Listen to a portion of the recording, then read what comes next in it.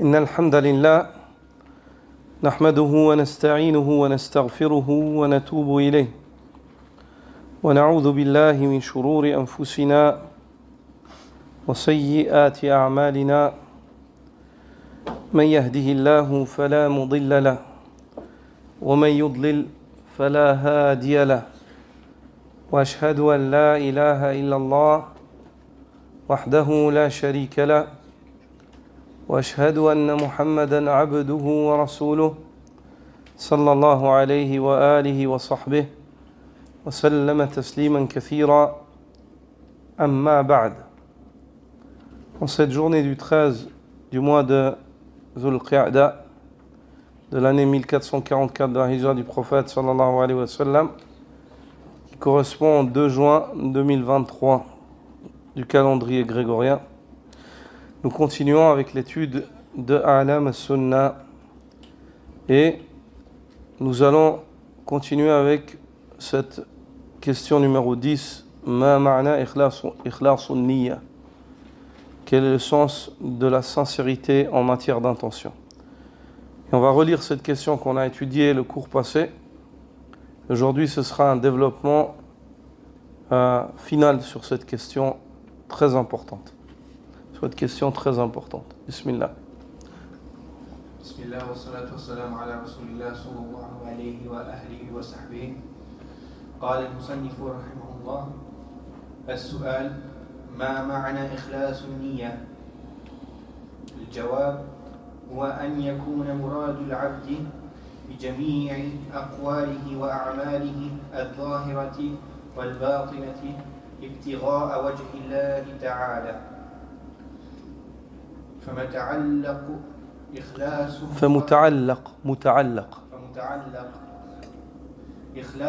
هو مراد يتوجه إليه العبد. Tu lis ou أخي؟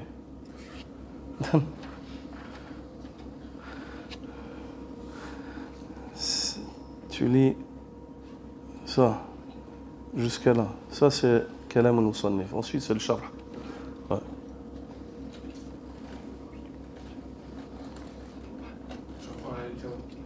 reprends إن شاء الله. الجواب هو أن يكون مراد العبد بجميع أقواله وأعماله الظاهرة والباطنة ابتغاء وجه الله تعالى. قال الله عز وجل: وما أمروا إلا ليعبدوا الله مخلصين له الدين حنفاء. وقال تعالى: وما لأحد عنده من نعمة تجزى إلا ابتغاء وجه ربه الأعلى. وقال تعالى: إنما نطعمكم لوجه الله لا نريد منكم جزاء ولا شكورا. وقال تعالى: من كان يريد حرث الآخرة نزد له في حرثه ومن كان يريد حرث الدنيا نؤتيه منها وما له في الآخرة من نصيب وغيرها من الآيات. جزاك الله خير. En français, Inch'Allah. Lis en français. Dans ton livre. La question numéro 10. Que signifie la sincérité de l'intention? La réponse: c'est que le but du serviteur, à travers l'ensemble de ses dires et ses actes, tant cachés qu'apparents, soit la recherche de la face d'Allah Azza wa Jal, le Très-Haut. Allah subhanahu wa ta'ala dit, selon le sens de sa parole: il ne leur a été commandé cependant que d'adorer Allah, lui vouant un culte exclusif. Il dit également: et auprès de qui personne ne profite d'un bienfait intéressé, mais seulement pour la recherche du visage de son Seigneur le Très-Haut. Il dit également: c'est pour le visage d'Allah que nous vous nourrissons, nous ne voulons de vous ni récompense ni gratitude. Il dit également: quiconque désire labourer le champ de la vie future, nous augmenterons pour lui son labour, et quiconque désire labourer le champ de la vie présente, nous lui en accorderons de ses jouissances, mais il n'aura pas de part dans l'au-delà. Ici, l'auteur sur ce point-là, comme on l'a vu dans le cours de la semaine passée, il traite de l'ikhlas, la sincérité en matière d'intention. Et on a touché un mot sur ceux qui portent atteinte au ikhlas et ceux que le prophète sallallahu alayhi wa sallam craignait plus pour sa communauté que le faux messie. Ar-riya, l'ostentation. J'ai choisi aujourd'hui de traiter ce point-là, de l'approcher d'une approche très pratique. J'ai relevé une réponse de Cheikh Salih Al-Usaymi, hafidhahullah, par écrit que je vais vous lire, Inch'Allah. Lorsqu'il commente ce verset de la fin de Suratul Kahf, la parole d'Allah Azza wa Jal, قل إنما أنا بشر مثلكم يوحى إلي أنما إلهكم إله واحد فمن كان يرجو لقاء ربه فليعمل عملا صالحا ولا يشرك بعبادة ربه أحدا. Dis-leur au Muhammad, إنما أنا بشر مثلكم. Je ne suis qu'un être humain comme vous. C'est-à-dire que je ne suis pas un seigneur. Je n'ai pas de droit de divinité. Je n'ai aucun pouvoir. Je ne possède pour moi-même ni bien ni mal. Allah Azza wa Jalla ordonne le prophète sallallahu alayhi wa sallam fréquemment dans le Coran. Dire لو كنت أعلم الغيب لاستكثرت من الخير وما مسني السوء. Si je connaissais l'invisible et que j'avais un pouvoir sur cela, je me serais accaparé de beaucoup de bien et aucun mal ne m'aurait atteint. C'est un être humain, le prophète sallallahu alayhi wa sallam. Innama ana basharun mithlukum. La différence entre lui et le reste des hommes, c'est que c'est un homme élu par Allah Azza wa Jalla. C'est le meilleur des hommes. Yuha ilayya. Je reçois la révélation. Cette révélation, c'est quoi? Annama ilahukum ilahun wahid. Cette révélation, elle comprend le fait que je vous explique et que j'élève au grand jour que votre divinité est une divinité unique. Nul n'a le droit d'être adoré avec lui. فَمَنْ كَانَ يَرْجُو لِقَاءَ رَبِّهِ. Suite à cela, celui qui désire et espère fortement rencontrer son Seigneur, فَلْيَعْمَلْ عَمَلًا صَالِحًا. Qu'il fasse ses réserves en matière d'œuvres pieuses. وَلَا يُشْرِكْ بِعِبَادَةِ رَبِّهِ أَحَدًا. Et qu'il ne donne aucun associé à son Seigneur dans le culte qui lui vaut. Cheikh Salih Al-Usaymi, hafidhahullah, évoque et dit تجتث هذه الآية أصول الرياء وذلك من 4 وجوه. Ce verset-là démonte, détruit, déracine les fondations de l'ostentation. Et ceci sous 4 angles de vue. Ce verset-là, celui qui le comprend et le médite et le met en pratique, par le biais de ce verset, Allah lui accorde de déraciner ar-riya de son cœur, l'ostentation. Et ceci sous 4 angles de vue. Sous 4 angles de vue. Al-aslu al-awwal, al-wajhu al-awwal, fi qawlihi ta'ala, قل إنما أنا بشر مثلكم. إنما أنا بشر مثلكم. Le premier angle de vue sous lequel ce verset vient déraciner l'ostentation, c'est la parole d'Allah lorsqu'il ordonne le prophète sallallahu alayhi wa sallam et lui révèle de dire, dis-leur au Muhammad, je ne suis qu'un homme comme vous. قال الشيخ والوصف بالبشرية يتضمن إبطال ملك أحد من الخلق لشيء من الربوبية أو استحقاق الألوهية. Le fait qu'Allah Azza wa Jal qualifie le meilleur des hommes comme un bashar, un homme qui n'est pas un seigneur, il dit, ceci comprend l'abolition du doute ou du soupçon que quelqu'un d'autre qu'Allah Azza wa Jal pourrait posséder des attraits de seigneur, de la seigneurie. C'est-à-dire, c'est qui pourvoit, c'est Allah. Le prophète sallallahu alayhi wa sallam, il ne peut pas donner le rizq, il ne peut pas donner la vie, il ne peut pas donner la mort. Donc à ce moment-là, boum, tu démontes le désir de tout autre qu'Allah. Quand la meilleure des créatures d'Allah Azza wa Jal, Allah lui ordonne de dire قُلْ إِنَّمَا أَنَا بَشَرٌ مِثْلُكُمْ. Dis-leur bien, je suis un homme comme vous, je ne suis pas un seigneur. Il dit, et donc suite à cela, vu que ce n'est pas un Seigneur et que cela est prouvé, alors ceci, par conséquent, prouve évidemment que personne d'autre qu'Allah Azzawajal n'a le droit d'être adoré. Donc tout ce que tu fais en matière de culte, tu n'as pas le droit de désirer un autre qu'Allah subhanahu wa ta'ala. Vu que la meilleure des créatures, il lui a été ordonné de témoigner que c'est un homme. C'est-à-dire c'est pas un Seigneur. Il ne possède rien pour lui, ni pour les autres. Et que c'est Allah qui possède. Al-mulku lillah, wahdahu la sharika lah.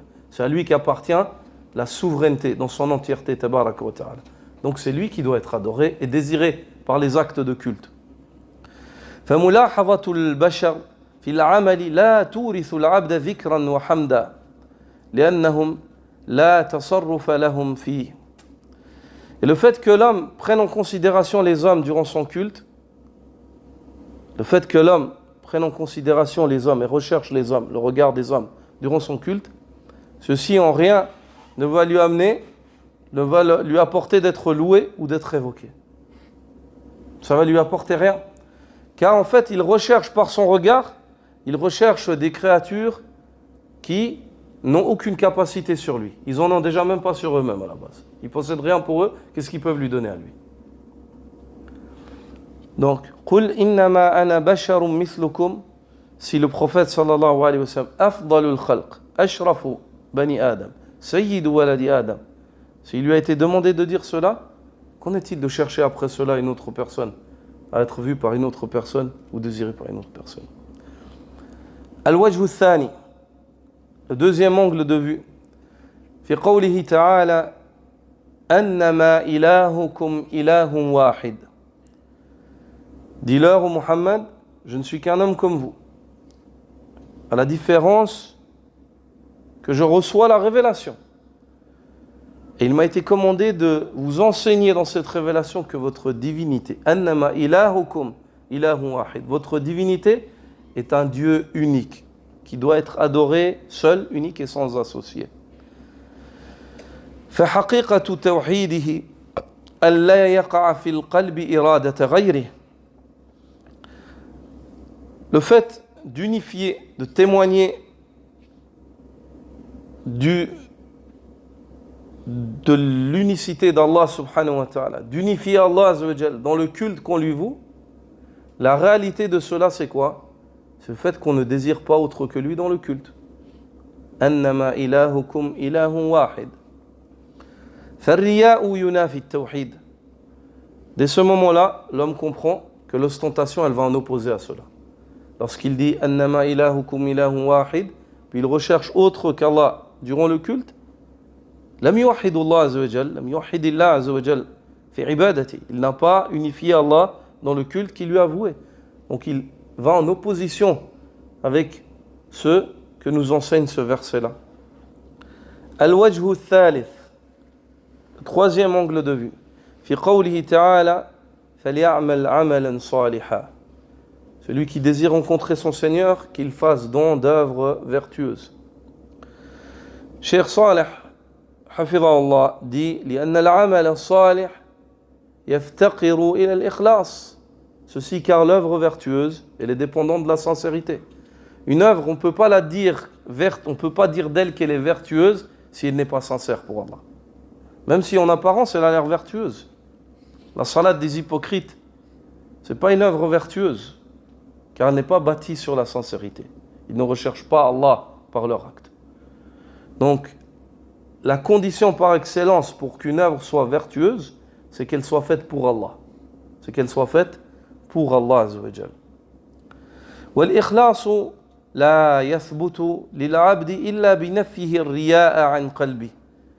Et la sincérité, elle ne saurait exister dans le cœur du serviteur, ou s'élever dans le cœur du serviteur, ou persister dans le cœur du serviteur, si ce n'est lorsqu'il aura chassé toute forme d'ostentation de son cœur. Donc, une œuvre, elle n'est pas vertueuse si elle n'est pas sincère, et une œuvre, elle n'est pas sincère si elle n'est pas épurée de toute forme d'ostentation. ولهذا فإن معرفة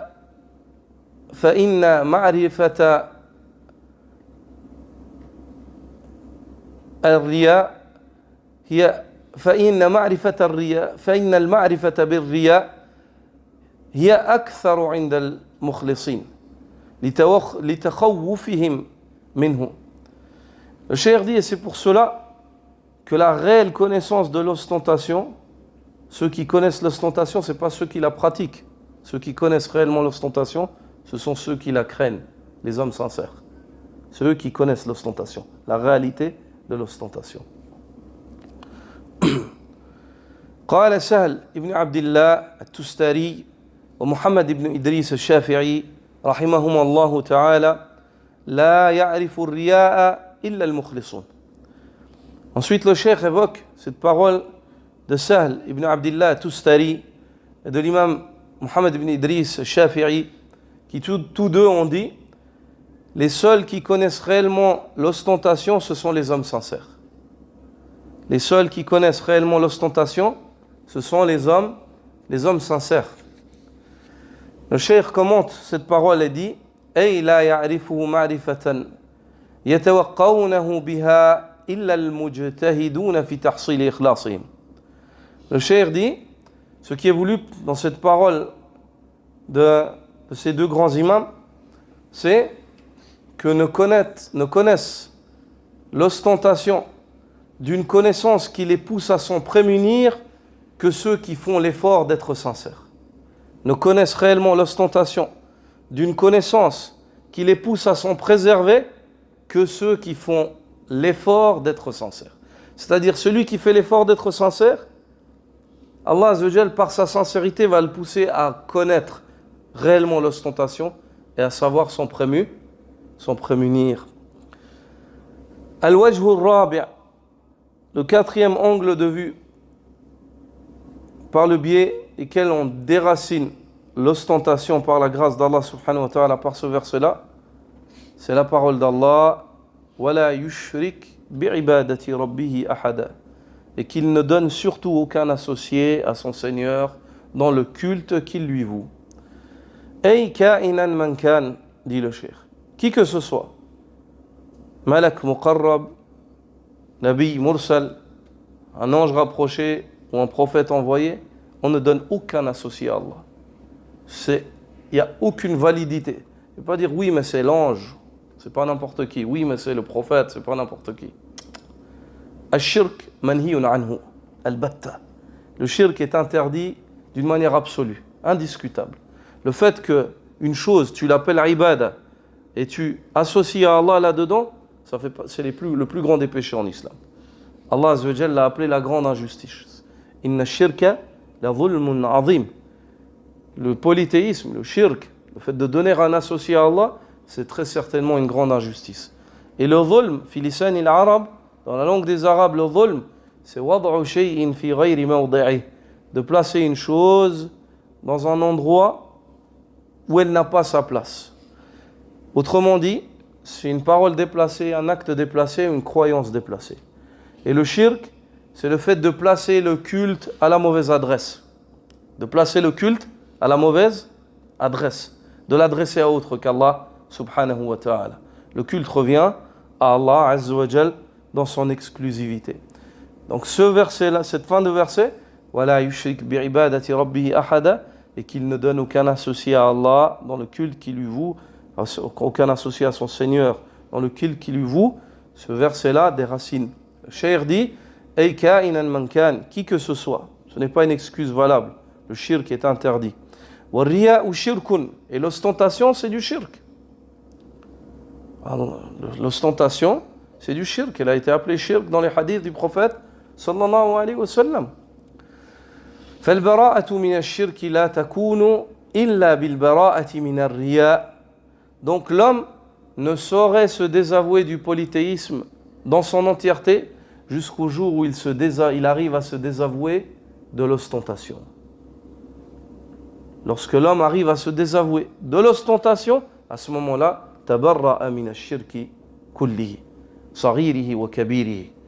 À ce moment-là, il s'est désavoué du polythéisme, petit ou grand, apparent ou caché.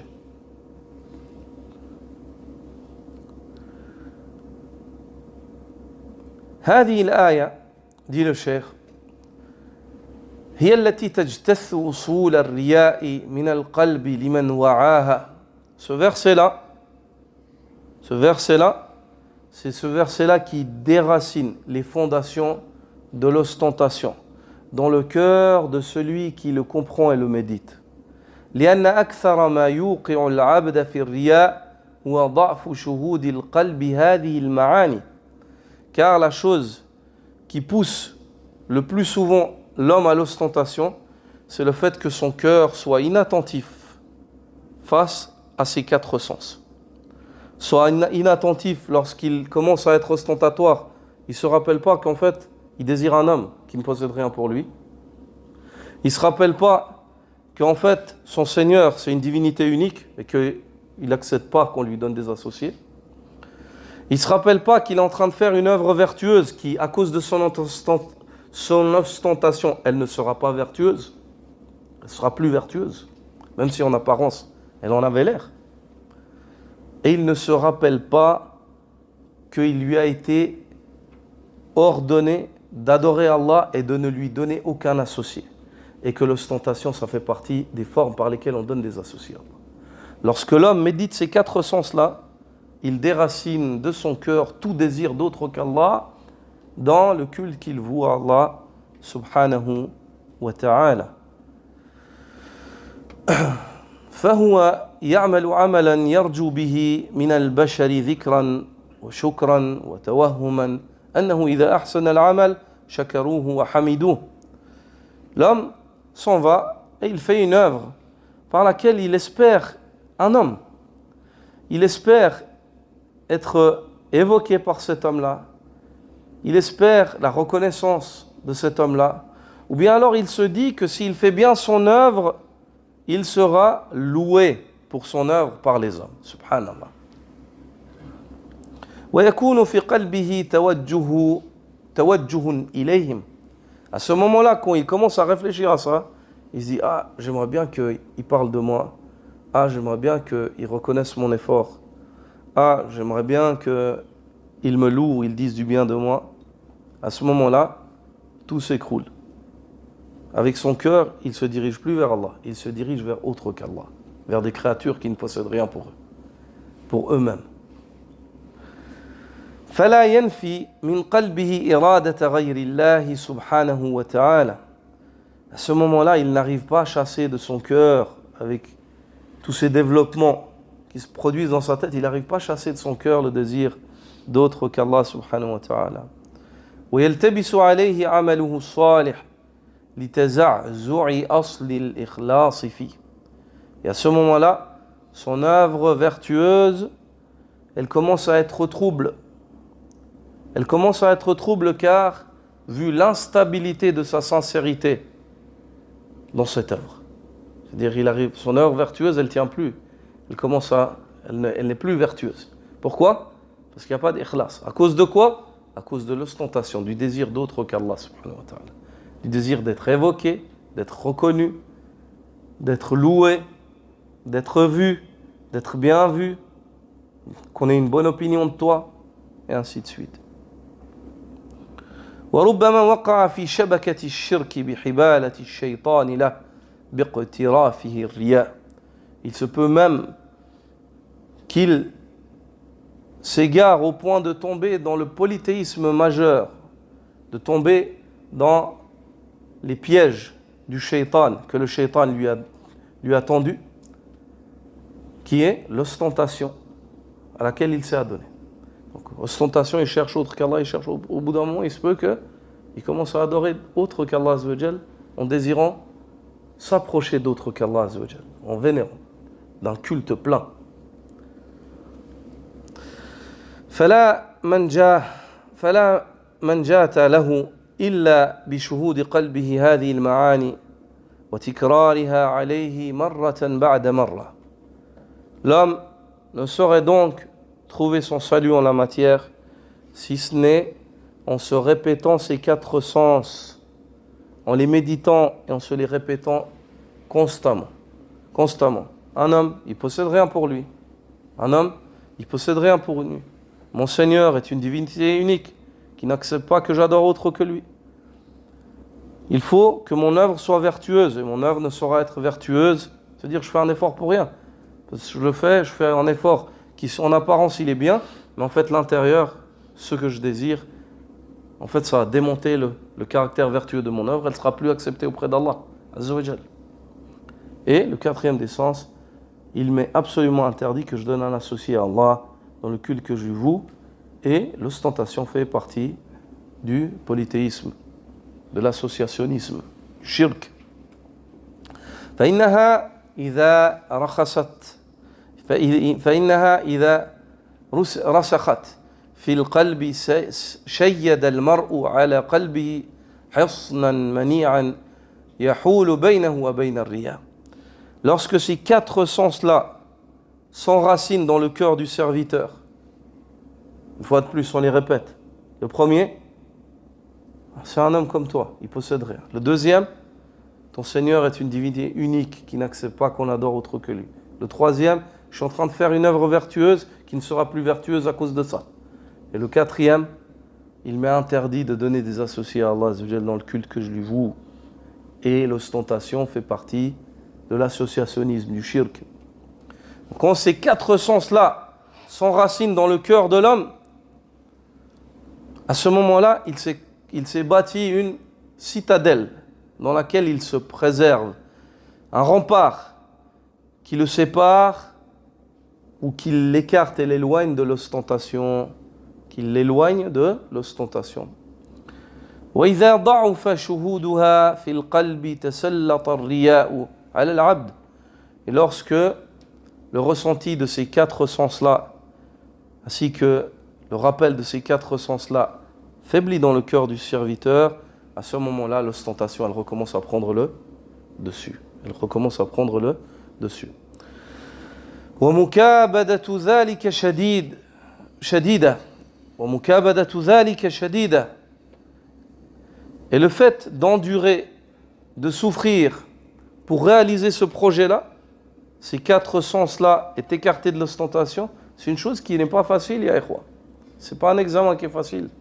Au point où certains des salafs ont lutté, combattu leur intention pendant 20 années. Pendant 20 années, ils ont travaillé sur ces quatre sens-là. Je dirais à se rappeler, un homme, qu'est-ce qu'il peut m'apporter? Qu'est-ce que je désire? Pourquoi j'ai envie en fait que de lui plaire? De plaire en fait, par mon acte. Pourquoi est-ce que j'ai envie? Qu'est-ce qu'il peut m'apporter? C'est un homme. Mon Seigneur, il est unique. Je suis jaloux. Pourquoi est-ce que je donnerai à autre qu'Allah Azza wa Jal? La jalousie. Pour Allah subhanahu wa ta'ala, jalousie religieuse. Troisième, mon œuvre elle est vertueuse. À cause de ça, elle sera plus vertueuse. Quatrième, le shirk m'est interdit dans le culte. J'adore Allah Azza wa Jal, je mélange au culte, au tawhid, dans l'ibada, je mélange le shirk. Le riya fait partie du shirk interdit. Méditez cela. Ce n'est pas une affaire facile, c'est le grand combat. Celui qui a gagné cela, Allah, il a gagné. Celui qui arrive à gagner sur cela, il a gagné. Car le prophète sallallahu alayhi wa sallam, on interdit de boire sauf à celui qui est malade ou qui doit prendre des médicaments. Pendant le dars, on ne boit pas, on ne mange pas. Jamais. On ne boit pas et on ne mange pas pendant les cours. Jamais. Celui qui a gagné sur ce combat-là, c'est le grand gagnant. Car le prophète sallallahu alayhi wa sallam n'a pas craint ar-riya, l'ostentation, plus que le dajjal pour rien. C'est-à-dire que celui qui est sauvé de l'ostentation, vu que le prophète sallallahu alayhi wa sallam craignait l'ostentation plus que le dajjal, celui qui est sauvé de l'ostentation, il sera sauvé même du dajjal s'il sort. Et celui qui est sauvé de l'ostentation, il sera sauvé même de l'enfer. Car il a réalisé le tawhid. Il a réalisé le tawhid dans sa profondeur. Et il s'est distancé du polythéisme dans ses profondeurs. Même le plus petit du polythéisme. Shirkul khafi, le polythéisme caché, comme l'a appelé le prophète sallallahu alayhi wa sallam. Celui qui a gagné cela, il a tout gagné. Celui qui a gagné ce combat, cette question-là, c'est une affaire, c'est pas une affaire légère. C'est une affaire capitale, très importante. Très importante. Qu'Allah Azza wa Jal nous accorde de succès en cela.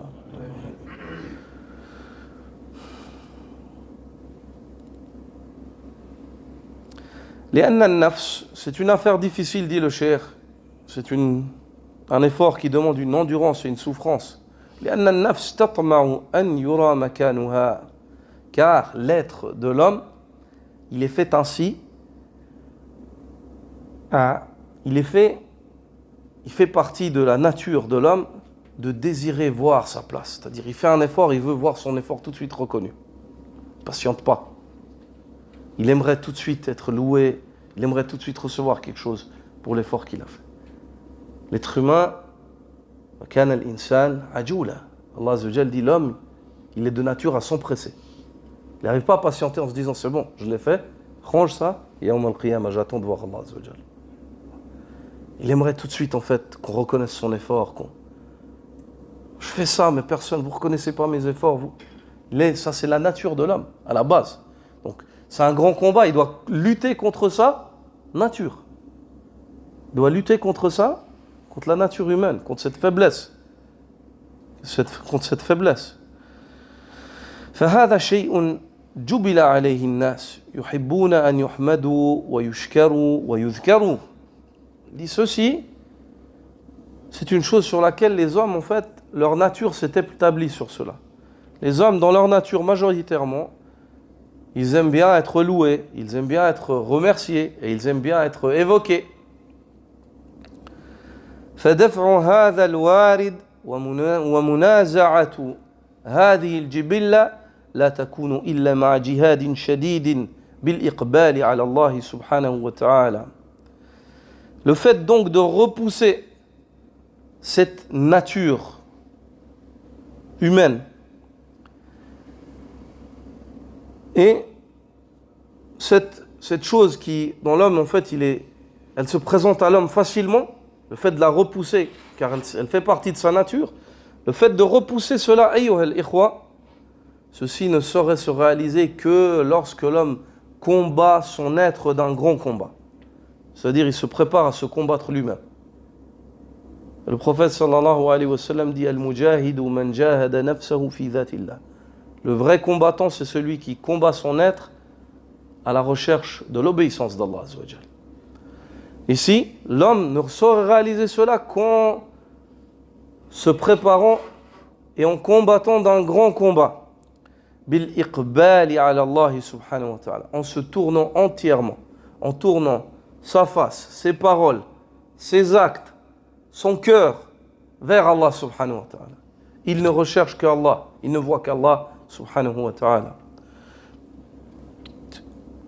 ومن الأخبار المتقدمة dit le Cheikh أن رجلا شهر بالرياء في أعماله وجرت ألسنة الناس بذكر أنه مراء ثم تاب وأناب إلى الله. Il fait partie des récits anciens qui sont évoqués en la matière, dans la question de l'ostentation. Le récit de cet homme-là qui était ostentatoire dans ses actes, au point où les gens ont tous compris cela. Et donc, lorsqu'il l'évoquait, il disait « Ah, celui-là, l'ostentateur, Ar-Ra'i ». Cet homme-là s'est repenti et est revenu vers Allah Azza wa Jal. فلم تكفيه توبته عن هذا الوصف الشنيع بين الناس. Mais son repentir n'a pas suffi pour que les gens cessent de le nommer ainsi. Ostentateur. Ah, lui, l'ostentateur, celui qui est ostentatoire. Il s'est repenti, mais son repentir, il n'a pas suffi à cela. Subhanallah, regardez l'épreuve. Cet homme-là, pendant des années, il a fait une œuvre que personne n'aurait pu voir, il n'aurait pas eu besoin de désirer autre qu'Allah, et il l'a fait pour autre qu'Allah. Ceci lui a valu d'être évoqué auprès des gens, mais d'être évoqué en mal, pas comme lui attendait. Il attendait à être évoqué comme adorateur, il a été évoqué comme ostentateur. Il s'est repenti, c'est-à-dire sa situation elle a changé, mais cette évocation elle reste. Allah il l'éprouve, il le purifie. Et cet homme-là, il continue. Mais c'est pas facile, si tu te repens et tu reviens, tout d'un coup d'entendre les gens évoquer ce que tu as fait dans le passé, c'est détestable, c'est désagréable. T'aimes pas ça. Puis cet homme-là, un jour,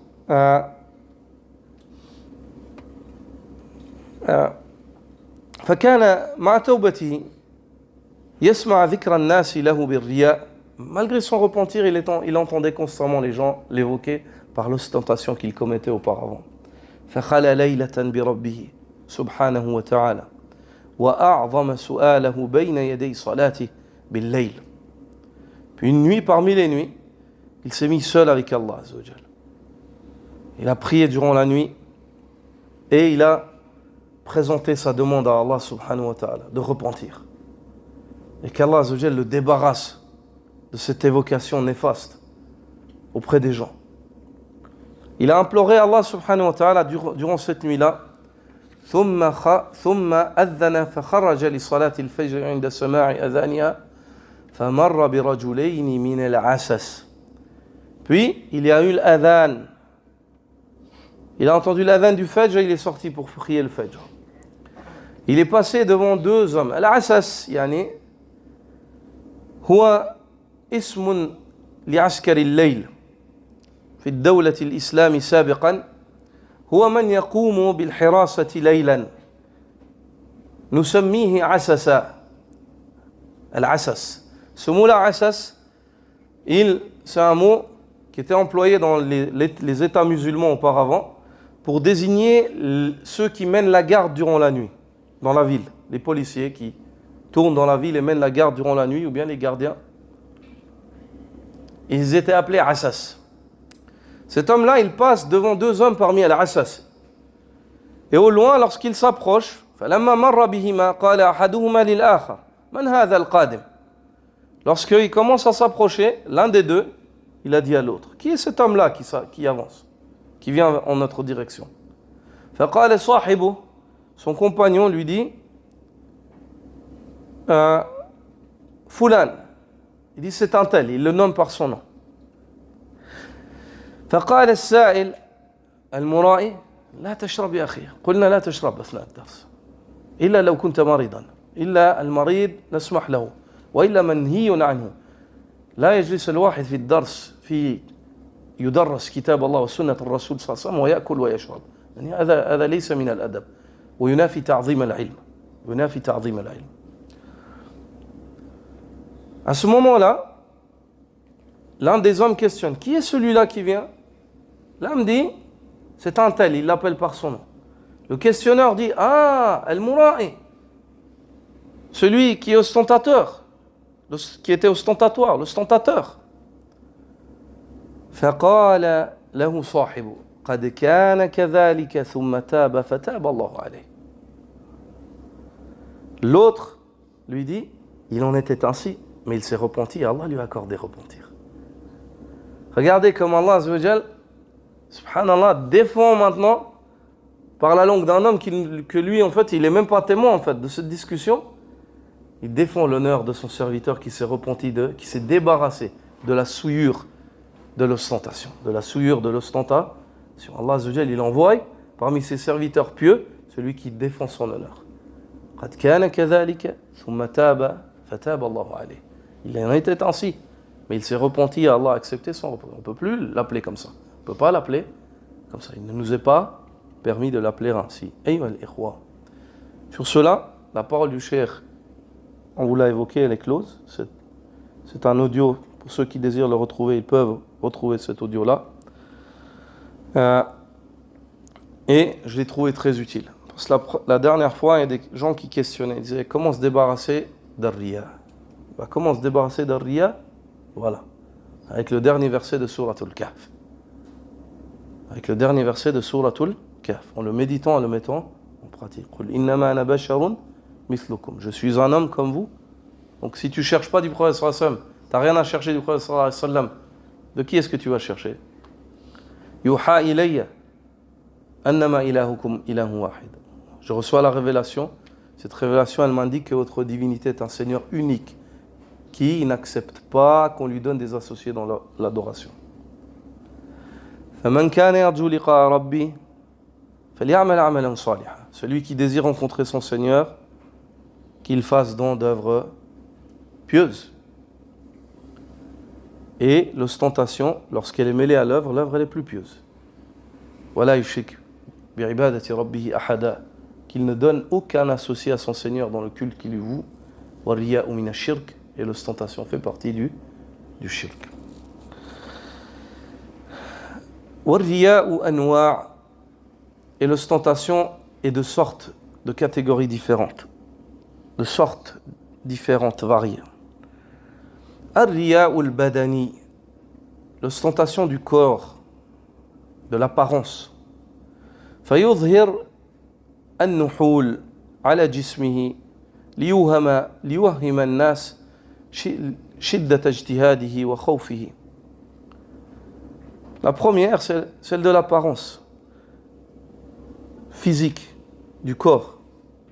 Le fait que l'homme montre sur son corps, se montre pieux, et il fasse des efforts quand les gens ils sont là, afin de montrer aux gens en fait qu'il est pieux, ou de se faire passer pour une personne qui est pieuse, extrêmement pieuse, ainsi de suite.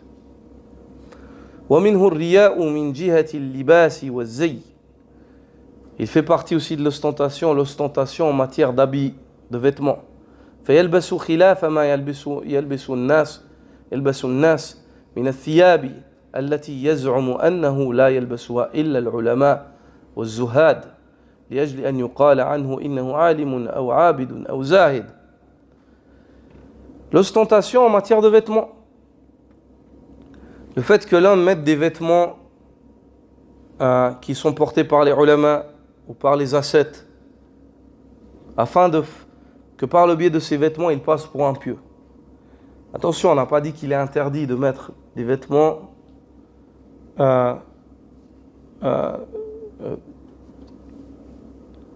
parce que tu te sens bien dans ta piété. Mais si tu les mets pour montrer aux autres que tu es pieux, c'est là le problème. C'est ton intention. Et ça, c'est une forme d'ostentation. C'est une forme d'ostentation. وَمِنْهُ الرِّيَاءُ بِالْقَوْلِ. Il fait partie de l'ostentation en matière de parole aussi. فَيُظْهِرُ كَثْرَةَ ذِكْرِهِ وَدُعَائِهِ وَعِلْمِهِ وَحُسْنِ تِلَاوَتِهِ. L'ostentation en matière de parole, c'est le fait qu'il exprime son évocation. Quand il y a des gens, ils commencent à faire astaghfirullah, astaghfirullah, astaghfirullah. Subhanallah, Allahumma salli wa sallam ala nabiyina Muhammad. Devant les gens, akhi, ايش الفائدة؟ الذكر قد تفعله بالقلب يعني دون أن يشعر بذلك أحد. Il se peut que tu demandes pardon à Allah Azza wa Jal sans que personne, les gens ils sont à côté de toi, ils savent pas. Après, si toi, ta coutume dans ta vie toujours c'est de dire astaghfirullah, astaghfirullah, piquer des gens ou pas, tu t'en fiches, ça, alhamdulillah. Ainsi était Cheikh Ibn Baz, rahmatullahi alayhi. Quand il parlait pas, tu l'entendais faire l'istighfar tout le temps. Ainsi aussi, certains parmi les chouyours qu'on a vus, on les a vus ainsi. On les a vus ainsi, subhanallah. Dire, ils répondent, ils parlent. Quand ils parlent pas, ils demandent pardon à Allah. Toute la journée. Toute la journée. Si tu as atteint ce degré, tu arrives à être comme ça, alhamdulillah. Mais si par contre il y a quelqu'un qui rentre et puis il y a quelqu'un à côté de toi, puis tu commences à dire astaghfirullah, la hawla wa la quwwata illa billah devant les gens, pose-toi des questions. Pour qui est-ce que tu le fais? Ou bien alors, l'invocation. Si toi, tu as besoin de faire une invocation et tu lèves les mains et tu veux invoquer, invoque, tu t'en fiches des gens. Mais si tout d'un coup, il y a des gens, puis tout d'un coup, tu commences à faire des invocations, puis pour que les gens ils voient que tu invoques, là, c'est grave. Là, c'est grave. Ou bien alors, le fait de narrer la science et le savoir, de rapporter des hadiths et des choses, et de dire j'ai lu ça ici, j'ai lu ça ici, juste pour que les gens ils disent il sait. Ça c'est aussi l'ostentation par la langue. Ou bien, et ça c'est très dangereux, la lecture du Coran. Le fait d'embellir ta lecture à l'idée que les gens t'écoutent. À l'idée que les gens t'écoutent et t'entendent. Qu'Allah Azza wa Jal nous préserve du mal de nos êtres, subhanallah. وَمِنْهُ الرِّيَاءُ بِالْعَمَلِ. Il fait partie de l'ostentation par les actes. L'ostentation par les actes. بطول الصلاة وكثرة الصدقة والكرم ليحمده الناس عليها. Comme le fait de prolonger la prière, comme le fait de faire beaucoup d'aumônes, comme le fait de témoigner de ta générosité envers les gens, afin que les gens te louent et disent il est généreux, il fait l'aumône. On a lu le hadith la dernière fois. Hadith d'Abu Hurayra sur les trois premières catégories de gens pour lesquels le feu sera attisé. L'un d'entre eux, le combattant, l'un d'entre eux, le savant, l'un d'entre eux, l'homme généreux.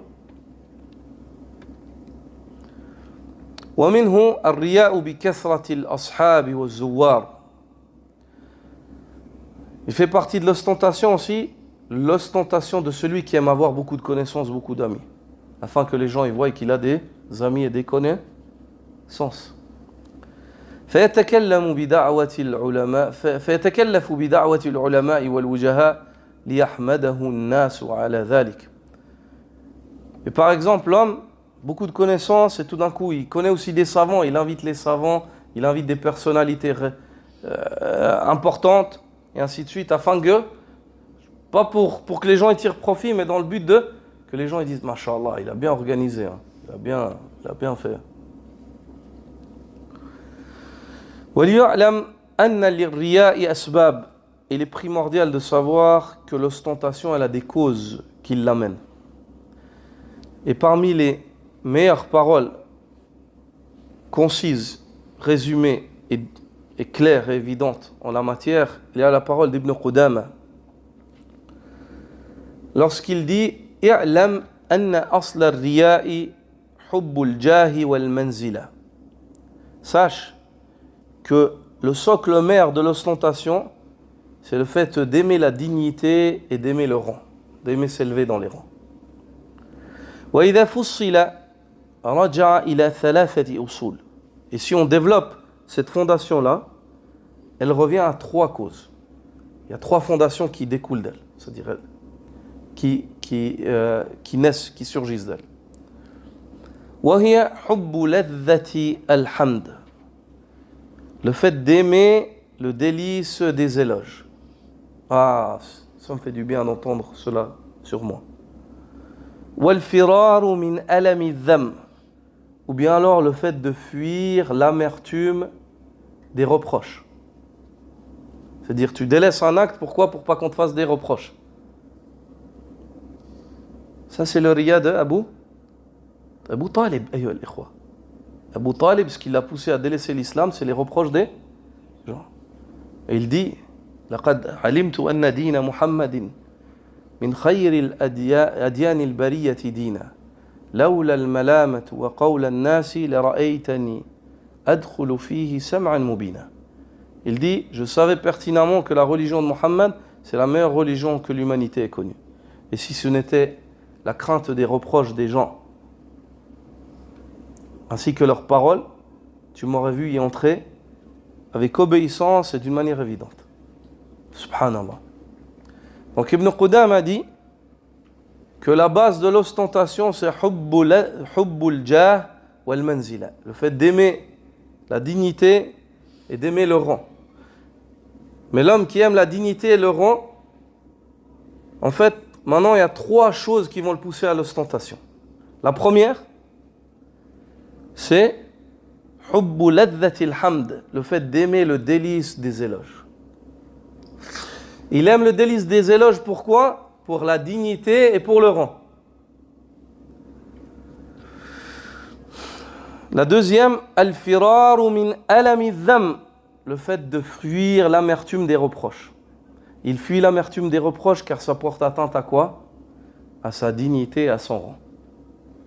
Est-ce que vous avez compris ? Comment Ibn Qudama explique cela ? Puis il dit وَالطَّمْعُ فِي مَا فِي أَيْدِ النَّاسِ, et le fait de désirer ce qu'il y a dans la main des gens. Ça peut te pousser à l'ostentation. Faire certains actes en espérant tirer quelque chose des gens. Une fois de plus, c'est parce que tu veux garder un certain statut, donc tu as un intérêt. C'est l'intérêt qui te poussera à l'ostentation. Ces trois choses-là.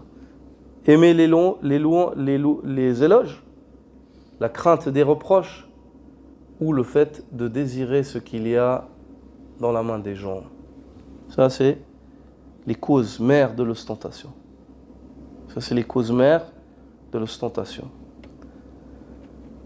Subhanaka wa bihamdik, ashhadu an la ilaha illa ant, astaghfiruka wa atubu ilayk.